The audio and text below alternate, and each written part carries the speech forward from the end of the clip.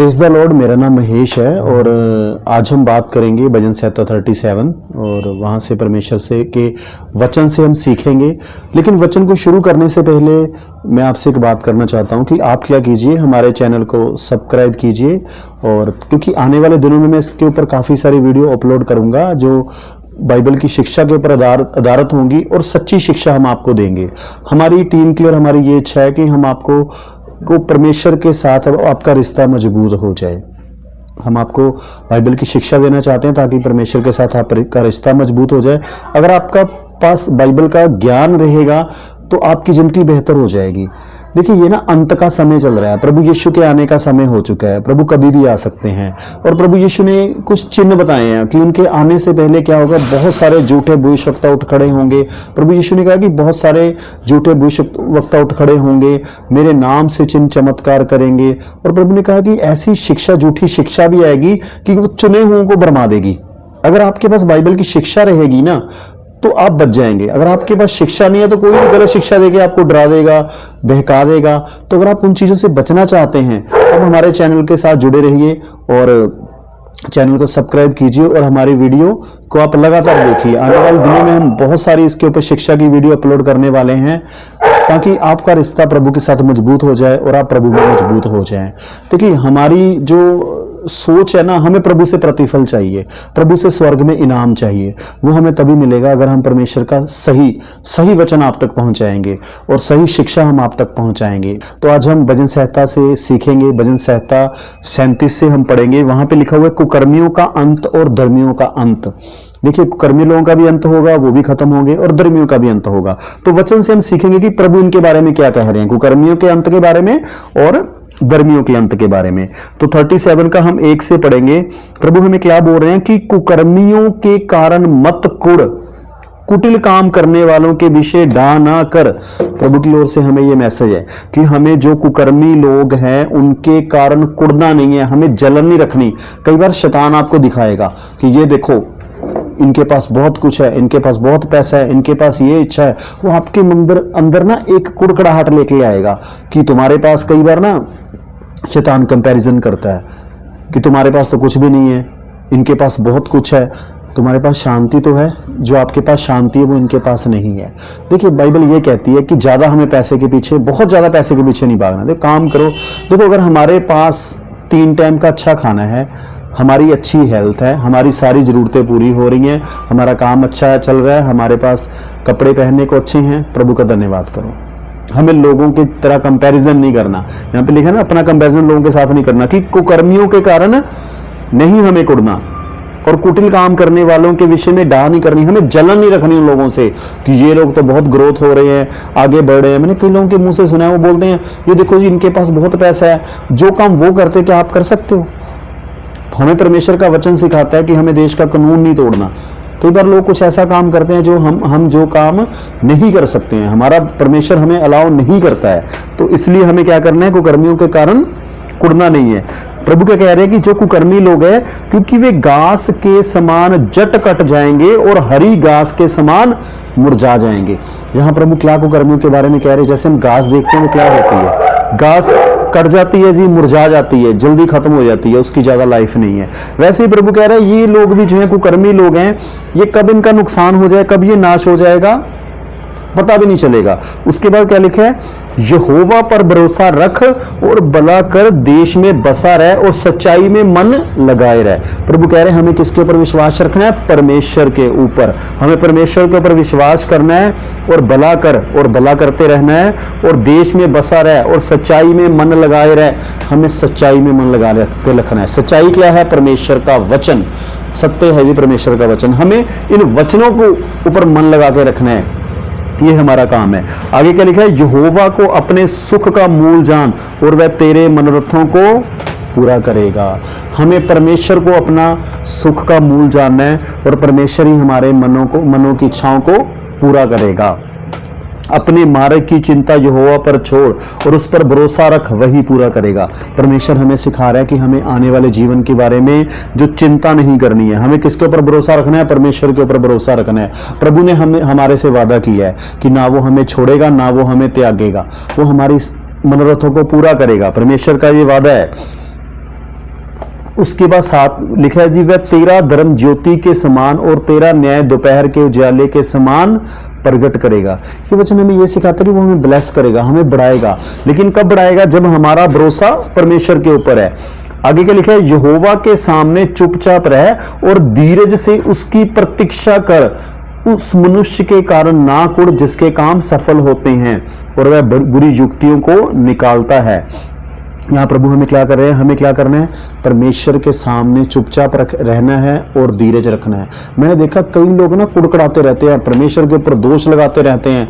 मैंने कुछ लोगों को सुना जो परमेश्वर के ऊपर बहुत दोष लगाते हैं, उनकी जीवन में अपनी गलतियां और दोष परमेश्वर के ऊपर लगाते हैं। प्रभु का धन्यवाद हो, कितने साल हो गए मैंने परमेश्वर के ऊपर दोष नहीं लगाया। अगर मेरे जीवन में कभी मेरा कोई नुकसान भी हुआ है तो वहां मैंने अपनी गलती मानी है। मैंने प्रभु से कितने साल पहले ये कमिटमेंट कर दी थी कि प्रभु चाहे कुछ भी हो जाए मैं आपके ऊपर दोष नहीं लगाऊंगा। जब मुझे वचन का इतना ज्ञान नहीं था तो मैं भी दोष लगाता था, लेकिन जैसे जैसे मुझे वचनों का ज्ञान हुआ तो मुझे समझ में आया कि हमारे जीवन में अगर कुछ गड़बड़ होती है तो कहीं ना कहीं उसमें हमारी गलती होती है, हमने ही वचन को तोड़ा होता है, इसलिए वो मुसीबत हमारे ऊपर आई होती है। लेकिन हम दोष किसके ऊपर लगाते हैं? परमेश्वर के ऊपर। तो प्रभु के वचनों से मैंने सीखा कि नहीं, परमेश्वर की कोई गलती नहीं है। परमेश्वर तो हमेशा हमारी मदद करते हैं, वो हमारी हेल्प करते हैं, विपत्तियों से हमें निकालते हैं, वो हमारे जीवन में प्रॉब्लम्स नहीं लेके आते। एक बाप अपने बच्चे के जीवन में कभी भी कोई प्रॉब्लम्स नहीं लेके आएगा, लेकिन कुछ लोगों को ज्ञान ना होने की वजह से वो चुपचाप नहीं रहते, परमेश्वर के ऊपर दोष लगाते रहते हैं। अगर आप दोष लगाएंगे परमेश्वर उत्तर भी नहीं देगा। एक आपको उदाहरण से बात बताता हूं। जब प्रभु यीशु मसीह क्रूस पे थे तो बाइबल में लिखा है कि उनके दोनों तरफ दो लोग और क्रूस पे लटके हुए थे और दोनों डाकू थे। एक डाकू ने प्रभु के ऊपर दोष लगाया और प्रभु यीशु मसीह को बोला कि तू अगर परमेश्वर का पुत्र है तो हमें भी बचा, खुद भी बच और क्रूस से नीचे उतर। तो प्रभु ने उसको उत्तर नहीं दिया।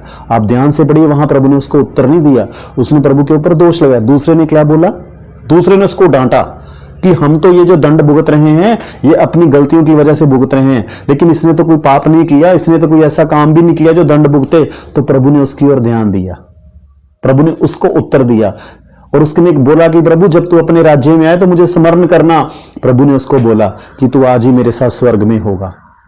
यानी कि गलतियां जब इंसान की अपनी होती हैं, परमेश्वर के ऊपर दोष लगाते हैं, जरूरी नहीं है कि परमेश्वर आपको उत्तर दे। देखो परमेश्वर हमारा पिता है, हमारा रचने वाला है, हम उसको कैसे बोल सकते हैं, उसके ऊपर दोष कैसे लगा सकते हैं? गलती हमारी है और दोष हम उसके ऊपर लगाएं। वचन ऐसा हमें नहीं सिखाता। तो चाहे कुछ हो जाए, मरते दम तक हमें यह आदत बनानी है कि परमेश्वर के ऊपर दोष नहीं लगाना, ना ही हमें कुड़कुड़ाना है। और देखना है कि अगर जीवन में मुसीबत आई है, बैठ के आराम से शांति से बैठ के सोचिए कि ये मुसीबत क्यों आई है, मैंने ऐसा कौन सा काम कर दिया ये मुसीबत आ गई, मैंने ऐसी कौन सी गलती कर दी है। तो बाइबल क्या कह रही है कि परमेश्वर के सामने हमें चुपचाप रहने हैं और धीरज से उसकी प्रतीक्षा कर। अगर हम किसी चीज के लिए प्रार्थना कर रहे हैं तो धीरज के साथ उसकी प्रतीक्षा कीजिए। कोई बात नहीं, अगर मुसीबत भी आएगी परमेश्वर निकालेगा। बाइबल में लिखा है कि वो आपको ऐसी परीक्षा में नहीं पड़ने देगा जो आपके सहने से बाहर है। अब सहने से बाहर होगी उससे पहले परमेश्वर आपको निकाल लेगा। और ना हमें किसी ऐसे मनुष्य के कारण कुड़ना है जो जीवन में बहुत ग्रो कर रहा है। हम देख रहे हैं कि बहुत ग्रो कर रहा है लेकिन वो बुरी युक्तियां भी निकाल रहा है, मतलब कि ऐसे काम कर रहा है जो वचन के बाहर हैं। देखो संसार में हमें ऐसे लोग मिलेंगे जो वचन के ऊपर नहीं चलते, जिनको वचन पता ही नहीं है, वचन तोड़ते हैं और बहुत उनको आपको लग रहा है कि संसार का बहुत पैसा है उनके पास, बहुत बढ़िया गाड़ी है, बहुत अच्छा घर है। कई बार आपके अंदर उनके प्रति क्या आती है? जलन आती है, कुड़कड़ाहट आती है। देखो यीशु मसीह को शैतान ने भी प्रभु को बोला था कि तू सिर्फ एक बार मेरे आगे सिर झुका दे तो धरती की सारी चीजें तुझे दे दूंगा। ये बात तो प्रभु ने क्या करा? उसकी बात नहीं मानी। तो इसलिए हमें क्या करना है कि ऐसी अगर कोई ग्रो कर रहा है और ऐसे काम कर रहा है जो वचन के विरुद्ध में है तो वो हमें उनसे कुड़कुड़ाना नहीं है। अब शैतान के आगे प्रभु यीशु ने सिर नहीं झुकाया। प्रभु ने उनको क्या उत्तर दिया कि वचन में लिखा है कि परमेश्वर के अलावा और किसी के आगे सिर नहीं झुकाना, मैं तेरे ऐसे कैसे तेरी उपासना करूं? और प्रभु ने वहां पे उसका इनकार करा। तो इसी तरह से वचन कह रहा है कि अगर कोई बुरी युक्तियों को निकाल रहा है और वो ग्रो कर रहा है और वो सफल हो रहा है तो हमें उससे जलन नहीं करनी है। आगे क्या लिखा है? क्रोध से परे रहे और जल जलाहट को छोड़ दे, मत कुड़, उससे बुराई ही निकलेगी। देखो हमें गुस्सा नहीं करना, क्रोध से छुटकारा लेना है। क्रोध से क्या होगा? नुकसान ही होने वाला है। तो गुस्सा हमें नहीं करना है। अगर गुस्सा आता भी है तो प्रभु से मदद मांगिए, प्रभु से माफी मांगिए। बाइबल में लिखा है क्रोध तो करो लेकिन पाप मत करो। देखो ये गुस्सा बड़ा नुकसान करने वाली चीज है। अगर गुस्सा करोगे उसमें पाप हो जाएंगी, गलतियां हो जाएंगी। गुस्से में कई बार इंसान अपने मुंह से ऐसे शब्द बोल देता है, ऐसे शराब दे देता है, फिर वो चीजें जीवन में पूरी हो जाती हैं, दोष परमेश्वर को लगाते हैं। बाइबल में लिखा है कि हमारे मुंह में जीवन और शराब है। अब इस मुंह के द्वारा आप किसी को आशीष भी दे सकते हैं, किसी को श्राप भी दे सकते हैं। तो इसलिए हमें ध्यान रखना है कि क्रोध से परे रहना है और जलजलाहट नहीं करनी, क्योंकि इससे नुकसान ही होने वाला है। उसके बाद क्या लिखा है, क्योंकि कुकर्मी लोग काट डाले जाएंगे और जो यहोवा की बाट जोहते हैं वे पृथ्वी के अधिकारी होंगे। प्रभु कह रहे हैं जो कुकर्मी लोग हैं, पापी लोग हैं, जो वचन तोड़े हैं, कुछ भी गड़बड़ कर रहे हैं, वो काम परमेश्वर का काम है न्याय करना। उनको परमेश्वर डील करेगा। परमेश्वर खुद कह रहे हैं कि वो काट डाले जाएंगे, मतलब कुकर्मियों का न्याय परमेश्वर करेगा। हमें बोझ डालने की जरूरत नहीं है, लेकिन हमें जो करना है हमें वो करना है। हमें परमेश्वर की बाट जोहते रहना है, हमें परमेश्वर की ओर अपनी आंखें लगा के रखनी है, हमें वचन पढ़ना है, जो हमारा काम है।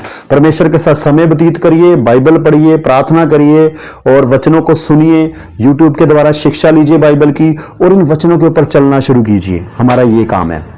हमारा काम नहीं है कि दूसरे लोगों को देख के हम कुड़कुड़ाते रहें, जहां उनके पापों की चर्चा करते रहें। हमें ये करने का काम के लिए प्रभु ने धरती पे नहीं भेजा है।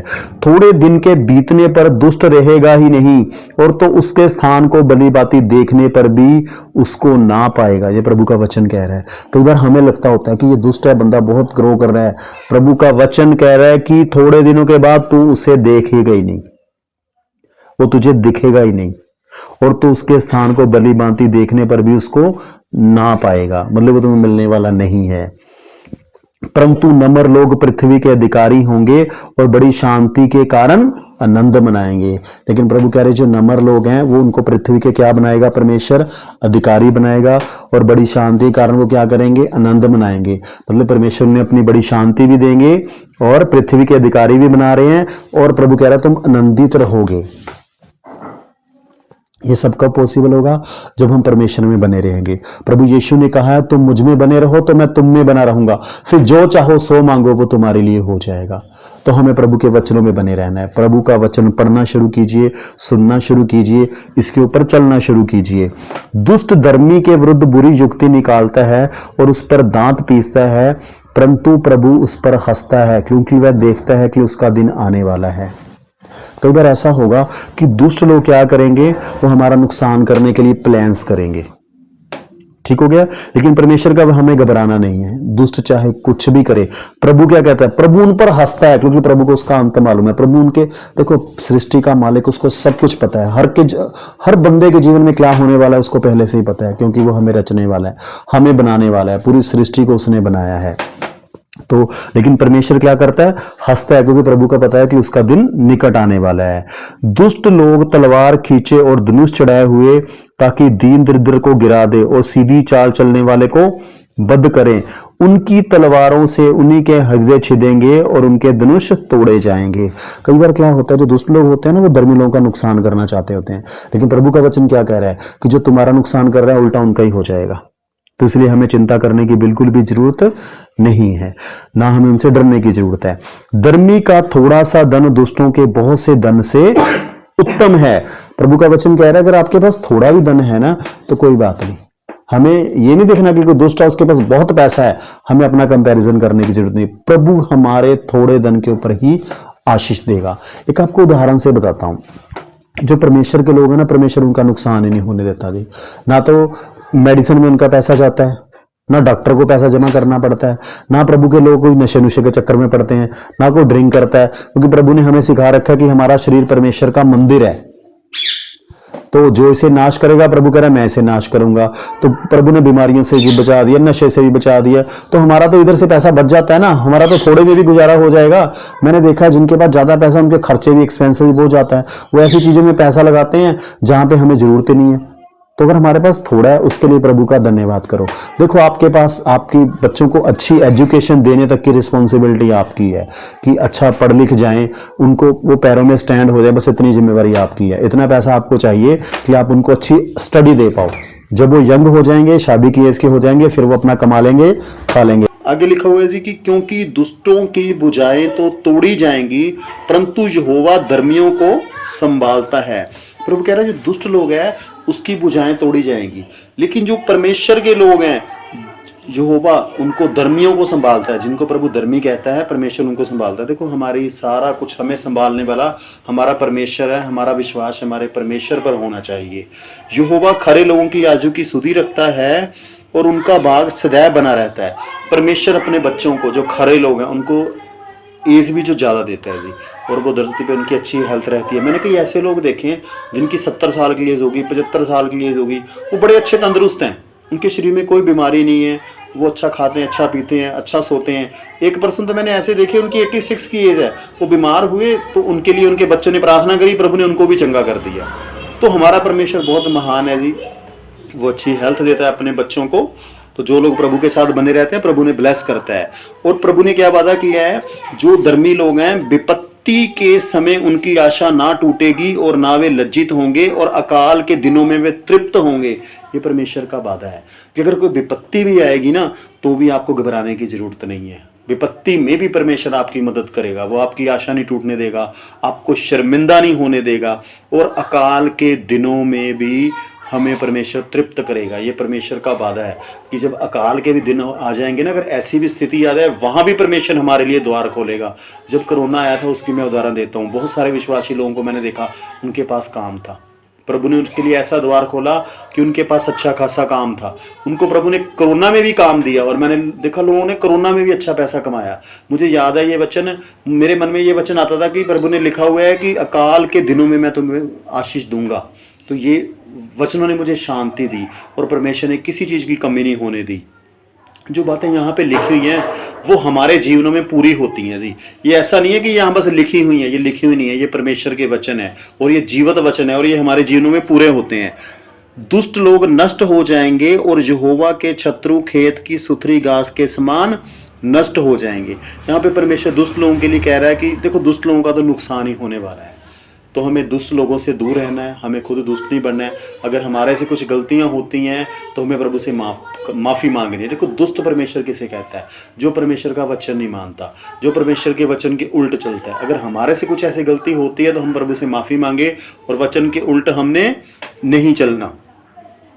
आगे लिखा है जी, दुष्ट ऋण लेता है और भरता नहीं है, परंतु धर्मी अनुग्रह करके दान देता है। एक ना दुष्ट की प्रभु ने और उदाहरण दी है कि दुष्ट क्या करेगा, पैसे ले लेगा लेकिन चुकाएगा नहीं, उधार ले लेगा तो नहीं देगा, लोन ले लेगा उसका पैसा नहीं चुकाएगा। ये एक निशानी बताई है प्रभु ने कि अगर तो आप देखो परमेश्वर कहता है अगर आपने लोन लिए तो टाइम पे इंस्टॉलमेंट दो ना उसकी, वो आपको ही मिली है। हमें ईमानदार बनना है, बैंक के साथ ईमानदार बनना है, लोगों के साथ ईमानदार बनना है। मैंने तो ये सीखा है जी, पैसे का लेन देन ही मत करो, किसी के साथ पैसे का लेन देन मत करो, हिसाब से अपना खर्च कर लो। हाँ अगर आपको बहुत ज़्यादा ज़रूरत है काम के लिए लोन आप ले सकते हो। अगर अपने काम बिजनेस में पैसा लगाना है, काम में लगाना है, महंगा मोबाइल लेने के लिए पैसा मत लीजिए, लोन मत लीजिए। महंगे घर का सामान लेने के लिए मत लोन लीजिए। देखिए आज के समय में ना हमें बुद्धिमानी से चलना पड़ेगा, पैसे को बड़ी अक्लमंदी से इस्तेमाल करना पड़ेगा, तभी हम सर्वाइव कर पाएंगे। आने वाले दिनों में ना मैं पैसे के ऊपर भी वीडियो बनाऊंगा कि हमें पैसे को कैसे इस्तेमाल करना चाहिए अकॉर्डिंग टू बाइबल, हम देखेंगे। इन सब बातों के ऊपर आने वाले दिनों में मैं इसके ऊपर भी वीडियो बनाऊंगा। मैं आपको बहुत जो कुछ मैंने प्रभु से सीखा है वो सारी बातें मैं आपको सिखाऊंगा। आगे लिखा है जी, परंतु धर्मी अनुग्रह करके दान देता रहता है। धर्मी की परमेश्वर ने एक खासियत बताई है कि वो देने में हमेशा तैयार रहता है, वो दान भी देता है। देखिए मैं ये नहीं कहता कि आप कर्ज उठा के दो, आप खुशी से जितना हो सकता है प्रभु के राज्य के लिए दो। कर्ज उठा के देने की जरूरत नहीं है, थोड़ा बहुत लेकिन देते रहो। आप हर महीने कुछ ना कुछ प्रभु के राज्य के लिए आप जरूर देते रहो, क्योंकि वचन कहता है कि धर्मी क्या करता है, अनुग्रह से दान देता है। तो जो धर्मी के अंदर जो चीजें हैं वो हमारे अंदर भी तो दिखनी चाहिए ना, क्योंकि जो उससे आशीष पाते हैं वे पृथ्वी के अधिकारी होंगे, परंतु जो उससे श्रापित होते हैं वो नष्ट हो जाएंगे। यहाँ पे दो लोगों की बात की जा रही है, एक धर्मी एक अधर्मी। जो धर्मी लोगों को परमेश्वर से आशीष पाते हैं वो क्या होंगे, पृथ्वी के अधिकारी। और प्रभु दुष्ट लोगों के बारे के लिए क्या बोल रहा है कि वो नष्ट हो जाएंगे, उनका नुकसान होने वाला है। मनुष्य की गति यहोवा की ओर से दृढ़ होती है और उसके चाल चलन से वह प्रसन्न रहता है। जो परमेश्वर है हमारे चाल चलन को देखता है। अगर हम वचन के द्वारा चल रहे हैं तो परमेश्वर इससे प्रसन्न होता है। अगर हमें वचन के द्वारा नहीं चलते हैं तो उसको दुख होता है, लेकिन वो इंतज़ार करता है कि आज निकल ये मेरा बेटा बदलेगा, ये मेरी बेटी बदलेगी। वो इंतज़ार करता है, परमेश्वर के पास पेशेंस है बहुत ज़्यादा। यहाँ पे लिखा है जी, चाहे वह गिरे तो भी पड़ा ना रह जाएगा, क्योंकि यहोवा उसका हाथ थामे रहता है। मतलब हो सकता है कई बार धर्मी से भी कोई गलती हो जाए, उसका नुकसान हो जाए, लेकिन वो अगर गिर जाए तो वो गिरा नहीं रहता, वो उड़ जाता है। यानी परमेश्वर उसको नुकसान से निकाल देता है, क्योंकि बाइबल में लिखा कि परमेश्वर, क्योंकि यहोवा उसका हाथ थामे रहता है। परमेश्वर हमारा हाथ पकड़ के रखता है, वो हमें छोड़ने वाला नहीं है। उसने वादा किया है, ना मैं तुम्हें छोड़ूंगा और ना मैं तुझे त्यागूंगा, इस जगत के अंत तक सदैव मैं तुम्हारे संग हूं। हमें ये वचन बोल बोल के ना अपने आप को याद दिलाते रहना चाहिए कि परमेश्वर हमारे संग है, वो हमें छोड़ने वाला नहीं है। मैं लड़कपन से लेकर बुढ़ापे तक देखता आया हूं, परंतु ना तो कभी धर्मी को त्यागा हुआ और ना उसके वंश को टुकड़े मांगते देखा है।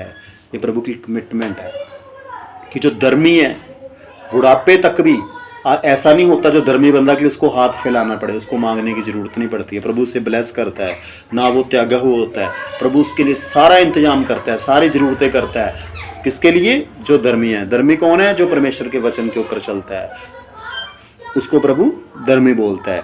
वे तो दिन भर अनुग्रह करके ऋण देता है और उसके वंश पर आशीष फलती रहती है।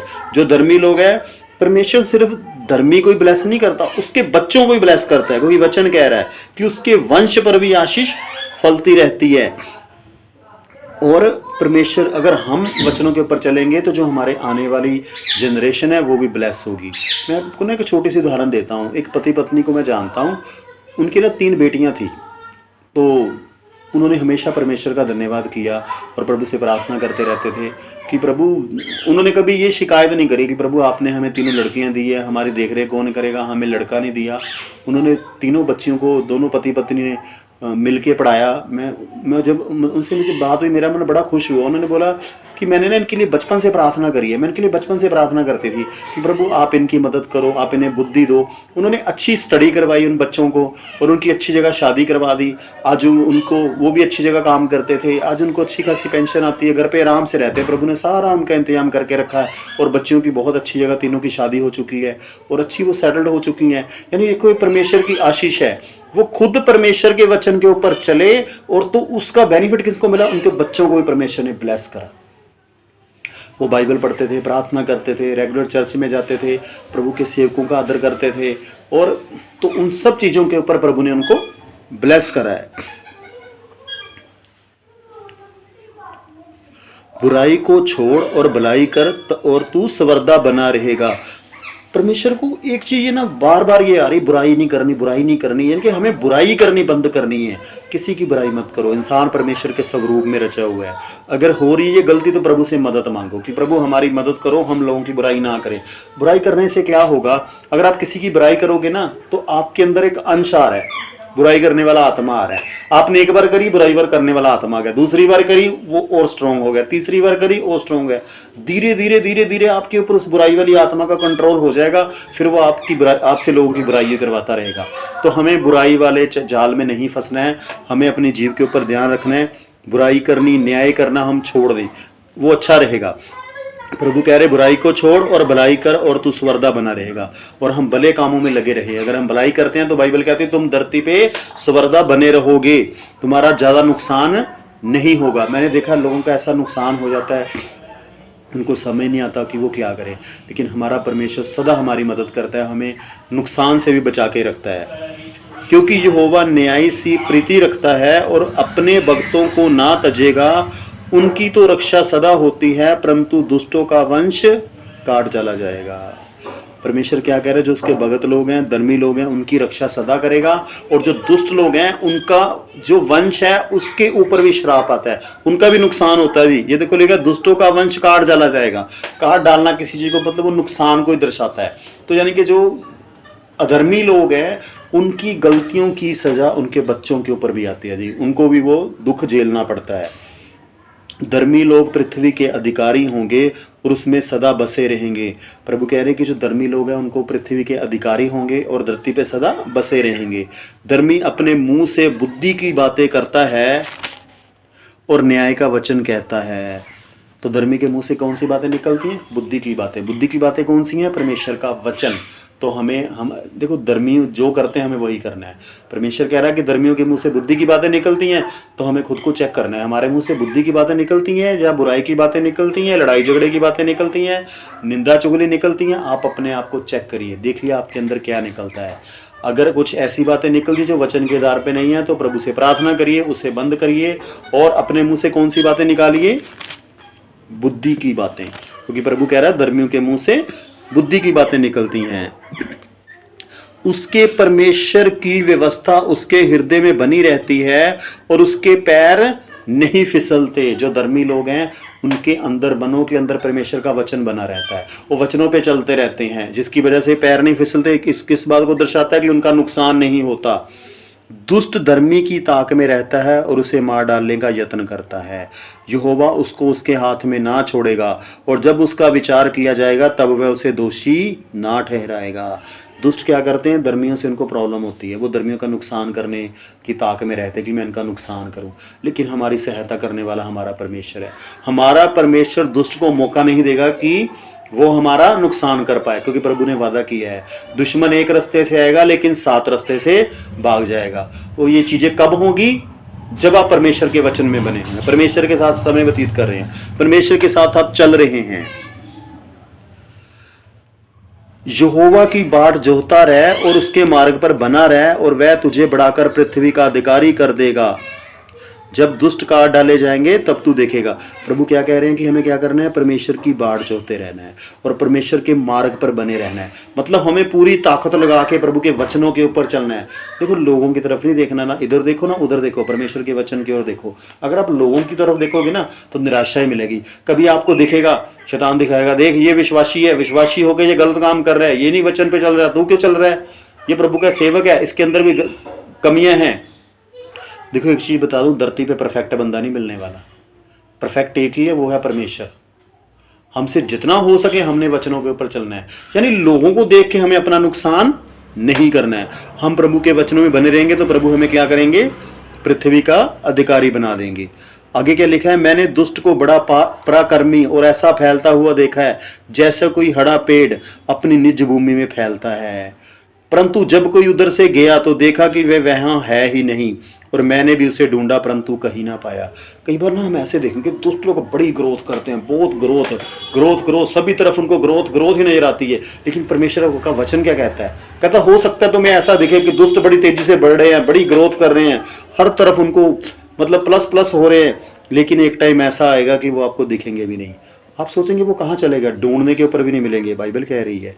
परंतु जब कोई उधर से गया तो देखा कि वह वहां है ही नहीं, और मैंने भी उसे ढूंढा परंतु कहीं ना पाया। मतलब आप दुष्ट को ढूंढने भी जाओगे तो भी वो मिलने वाला नहीं है। खरे मनुष्य पर दृष्टि कर और धर्मी को देख, क्योंकि मेल से रहने वाले पुरुष का अंतफल अच्छा है। प्रभु क्या कह रहे? किसकी ओर दृष्टि देखना? किसको है? खरा मनुष्य और धर्मी मनुष्य, उसकी ओर ध्यान देखो। और मेल से रहने वाले पुरुष का अंतफल अच्छा है। जो मेल मिलाप से रहते हैं उनका जो रिजल्ट है वो बेहतर आएगा, अच्छा आएगा। हमें किसको देखना है? खरे मनुष्य और धर्मी मनुष्य। खरा और धर्मी मनुष्य कौन है? जो वचनों के आधार के ऊपर चल रहा है। तो ऐसे लोगों की ओर हमने क्या करना है? उनकी ओर ध्यान देना है। जो वचनों के ऊपर नहीं चल रहा उससे उनकी ओर हमें ज्यादा ध्यान नहीं देना है। परंतु अपराधी एक साथ नष्ट किए जाएंगे, दुष्टों का अंतफल सर्वनाश है। यहाँ प्रभु दुष्टों के लिए क्या बोल रहे हैं? कि उनका अंतफल क्या है? नुकसान ही नुकसान है, नाश ही होने वाला, उनको बेनिफिट नहीं होने वाला है। धर्मियों की मुक्ति जो यहोवा की ओर से होती है, संकट के समय वह उनका दृढ़ गढ़ है। देखो, ये जो मुक्ति की बात हुई है ना, हमें मुक्ति कहाँ से मिली? यीशु मसीह के लहू बहाने से। मुक्ति क्या है? कि मरने के बाद की जिंदगी। देखो, एक बात तो क्लियर है कि हमारा शरीर तो नाश हो जाएगा, लेकिन जो आत्मा है वो सदैव रहने वाली है। और वो आत्मा बाइबल के आधार के मुताबिक कि जो बंदा यीशु को अपना प्रभु मान लेता है, पापों की माफ़ी मांग लेता है, और उसको परमेश्वर क्या करते हैं? उसको स्वर्ग राज्य के अधिकारी बना देते हैं। जब वो धरती से जाएगा, मरेगा, उसकी आत्मा वो यीशु के पास स्वर्ग में चली जाएगी। क्योंकि बाइबल क्या कहती है कि धर्मियों की मुक्ति कहाँ से मिलती है? जो यहोवा की ओर से। हमें मुक्ति फ्री में प्रभु ने दी है। यीशु मसीह ने अपना लहू बहाया हमारे ऊपर दया की, हमें बुद्धि दी, हम यीशु को समझ पाए, यीशु को हमने मुक्तिदाता स्वीकार किया और हमें प्रभु की ओर से क्या गिफ्ट में मिल गई, मुक्ति मिल गई, उद्धार मिल गया। संकट के समय वह उनका दृढ़ गढ़ है। परमेश्वर हमेशा संकट में समय आपकी हेल्प करेगा। मैंने अपने जीवन में बहुत सारी प्रॉब्लम्स देख ली हैं, लेकिन मैंने एक चीज़ देख ली है, प्रभु यीशु ने मुझे कभी नहीं छोड़ा। हर बार हर संकट में उसने मेरी हेल्प करी है। किसी दूसरे के लिए मैंने प्रार्थना करी है, प्रभु ने उनके भी संकट में हेल्प करी है। कई जगह तो ऐसा हुआ, मैंने कुछ लोगों के लिए प्रार्थना करी, उनके जीवन में इतनी बड़ी बड़ी प्रॉब्लम्स थी कि मुझे डाउट होता था कि प्रभु इनकी तो प्रॉब्लम ही बहुत ज़्यादा है, सोल्यूशन कैसे होगा। परमेश्वर ने वहाँ भी अद्भुत रीति से चमत्कार किया। मतलब जो मेरी सोच से, समझ से परा था, वो उनके जीवन में हो गया। तो हमारा परमेश्वर महान है और संकट में समय में भी वो हमारे साथ रहता है। यहोवा उनकी सहायता करके उनको बचाता है, वह उनको दुष्टों से छुड़ाकर उनका उद्धार करता है कि इसलिए उन्होंने उनमें शरण ली है।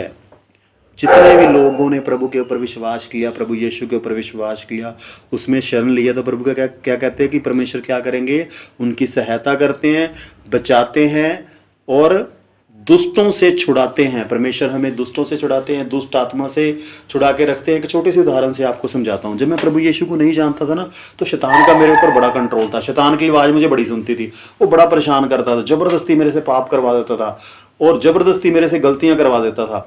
लेकिन जैसे मैंने प्रभु को जानना शुरू करा, धीरे धीरे धीरे धीरे धीरे शैतान की आवाज़ सुननी बंद होगी। आज शैतान मेरे ऊपर इतनी जल्दी अटैक नहीं कर पाता, लेकिन पहले वो बहुत परेशान करता था। लेकिन परमेश्वर की समर्थ आज मुझे बचाती है, परमेश्वर के दूत मेरी सुरक्षा करते हैं। तो आज के लिए इतना ही काफ़ी है। प्रभु यीशु मसीह का बहुत बहुत धन्यवाद कि प्रभु ने मेरे को आज आपसे वचन शेयर करने का मौका दिया। तो आपने ये वचन सुना है, प्रभु आपको बहुत आशीष दे। धन्यवाद।